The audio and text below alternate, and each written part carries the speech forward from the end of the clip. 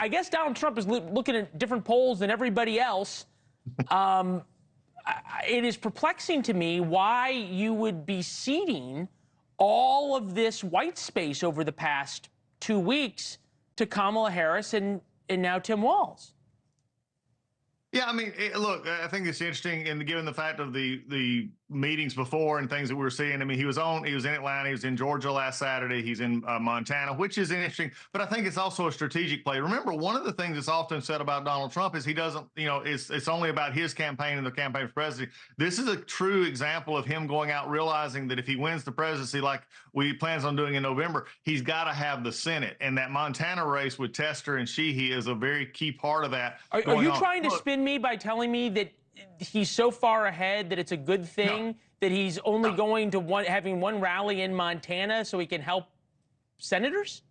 No, my curveball's not that good. I just shoot straight. And he's going out there to my fastball's pretty good, though. My fastball says he's going out there to help folks. Also, J.D. Vance has been on the road this week. And it's also J.D. Vance has been on the road by himself this week. He's been able to go and sort of become that vice presidential candidate without having other rallies that may be competing. And it gives, some of the voters and some of the media a chance to focus on Vance and how he's doing on the stump as well. Now, look, I think in a campaign, you would love to see Donald Trump out there. You're going to see that more and more. I do know that they've been doing media, a lot of interviews, fundraising, those kind of things, which are all important to a campaign as well, while the media just, sit in starry-eyed amazement at Vice President Harris. Well, to be fair, we put up the split screen every time we have it, right? Harris event, Trump event. There just isn't often a Trump event to put up.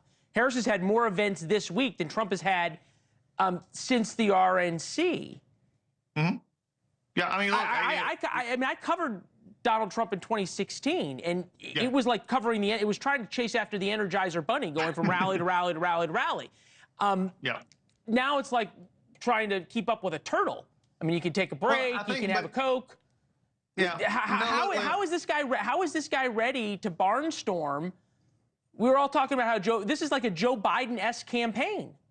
Yeah, no, I would disagree with that in the sense of, look, also the Trump campaign is also in the last couple of weeks has also repositioned the campaign strategy, going from a Joe Biden that is, basically, we saw in decline, was not going to be the candidate that the fall campaign was looking at. And you've all of a sudden had to readjust now to a different candidate, Vice President Harris, who still has all the same baggage, but presents a different angle. She brought back excitement to the Democratic Party. I'm not denying where the polls are. In fact, I was been saying for months that this race would have been tight all the way to November, even with Joe Biden propped up. So, look, I think it's a strategic move right now. Do I, agree with it or not? Look, he's been president of the United States. Neither one of us have. So you're saying the lack of rallies while Kamala Harris is getting all this attention is a strategic pause, not a strategic blunder?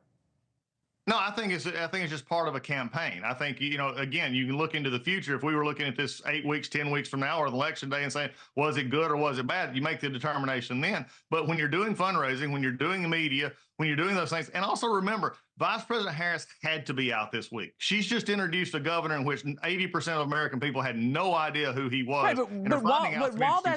Right, but we're told all the time that Donald Trump is the greatest manipulator of the media of all time, which in large part he has proven true.